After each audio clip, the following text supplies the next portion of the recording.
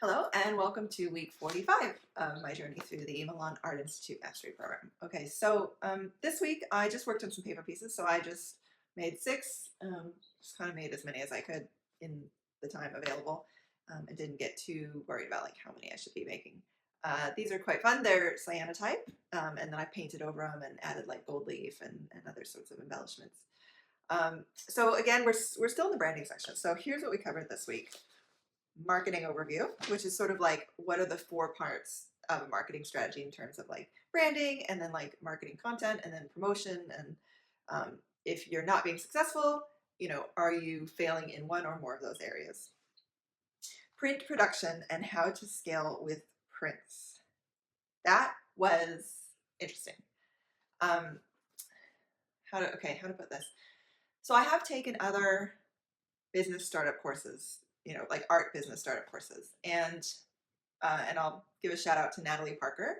Her course Art Biz A to Z is the one that I took maybe 2 years ago, before I took the mastery program. And one of the things that she does in her course that's really good is that right at the beginning, she has you sort of visualize and get really clear on what kind of business you want and how it fits into your lifestyle and what purpose it serves. So, maybe you're an artist, but really your business plan is mostly teaching classes, rather than making and selling paintings, and prints. Or maybe you're running retreats, or maybe you're going to be an art therapist or whatever, right? There's just, in terms of like, and some artists are like traveling nomadic mural artists. So given the skills that you have as an artist, they can be applied really, in a huge variety of ways. And you can use those skills to create any kind of business that you want.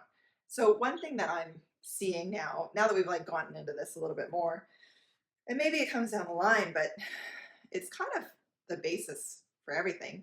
Um, they don't really have you necessarily stop and visualize and think about what kind of business you have or that you want to have. And the assumption is that the kind of business that you want to have is that you make a painting and you sell a painting, and you make prints and you sell prints, and maybe you get into galleries, or maybe you self-represent, which is one way to do it. I think there are other business startup organizations out there that will tell you that that business model is kind of a long-term strategy, and there's a lot of other stuff that you can do right now to get the money in right away.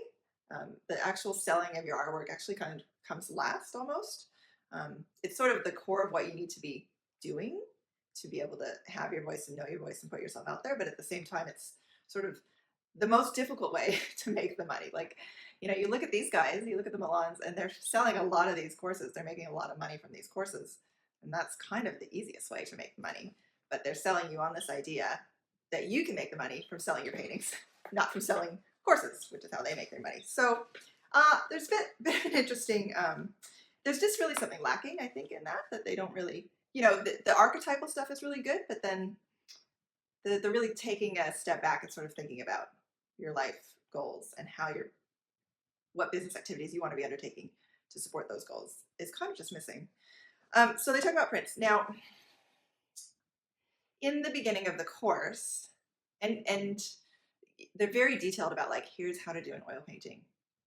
Here's, even when Ellie's making sources, she's on the computer, you're looking at her computer, and she's very detailed about like, here's how to like edit, like blend the layers and do this technical stuff on the computer.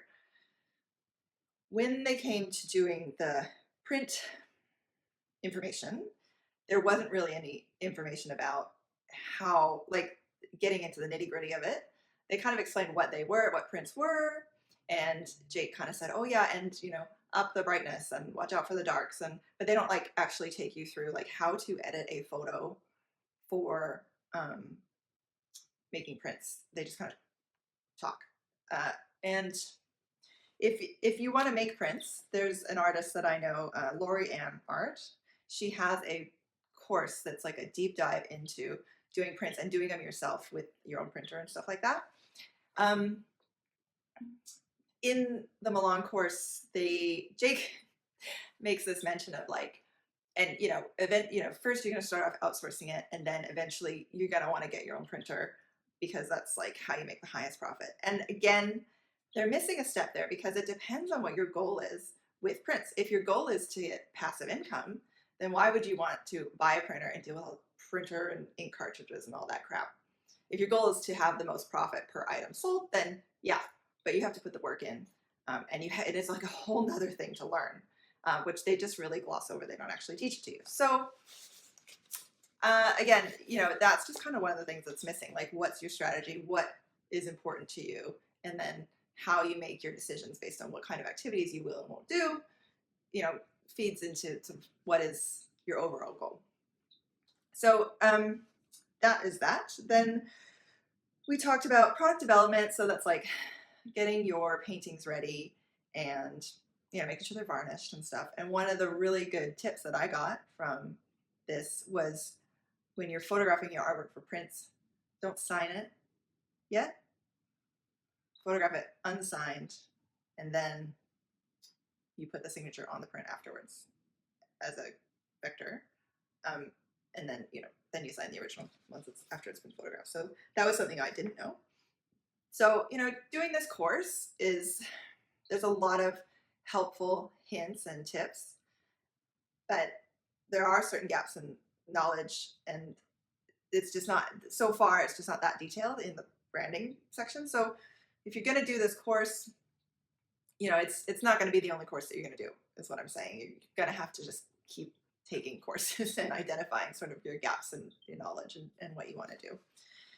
Shipping. She showed us how she packaged her paintings to ship, and I have never seen a painting so poorly packaged. I watched a lot of videos on like how to ship a painting because I get really paranoid about shipping paintings, and I was stunned. I just kept waiting for them to like wrap it in bubble wrap, and they just never did. So I don't recommend.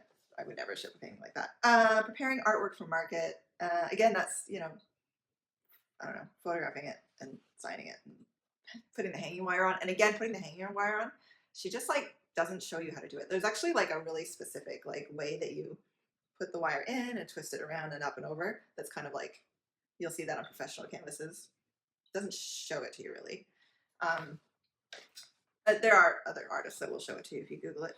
And then we did Chase's critique and Sarah's critique, and that was quite interesting. I think in Sarah's critique, she was working on panels, and Ellie, I guess, made the point about like that the substrate that you work on is important, and it needs to be intentional. It shouldn't just be that you just found it at the art store and just decided to work on it. And I swap between panels and canvases, and it's more to do with the processes that I'm using, that panels are better for this process and not, and canvases are better for other processes. But it's not necessarily to do with the subject matter of what I'm painting. So that was quite interesting. And yeah, so that was this week. And we had to do, I think the packaging was last week. So there was, let me see, 3 different art markets. No, something about packaging as well. Oh, maybe that was in the shipping part.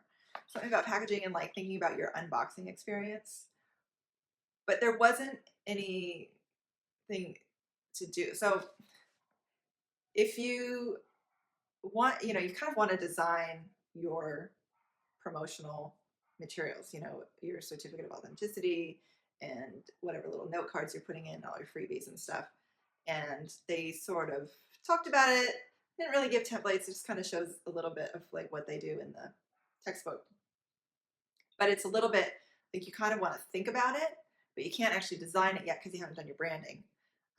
So it's a little bit like all this stuff sort of is intertwined in, and they kind of all need to happen simultaneously. So, but they can't actually introduce everything to you all at once. So it's like this sort of thing where you're just kind of thinking about it, running ideas through, but then you can't actually get into the nitty gritty of doing it. So that was this week, and we'll see what happens next week.